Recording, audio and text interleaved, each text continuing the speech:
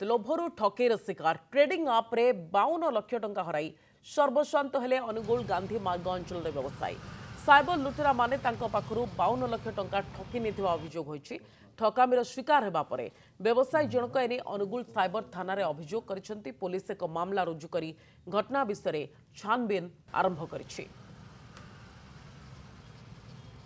से माने पैसा पठेवा कहवार द्वारा कहबारे ये अभियोगकारी प्राय प्राय 52,26,000 टंका डिपोजिट करछन्ती 5 ऑक्टोबर रे।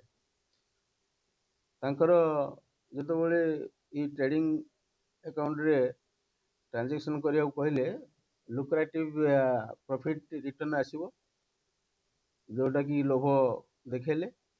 सब्सिक्वेंटली किसी दिन पर जतबेले से ये पैसा जो डिपोजिट करछन्ती ताको रिटर्न पाइन चाहिले सेउटु से जानि पारले जे एटा फ्रॉड हो जाइछि। तापर से साइबर थाना रे आसिक रिपोर्ट करछन्ती। साइबर थाना रो साइबर सेल जो चलछि हमर special squad and cyber cell एतरे सहयोग करछन्ती एवं तदंत रे हमें खूब शीघ्र एटा को डिटेक्शन कर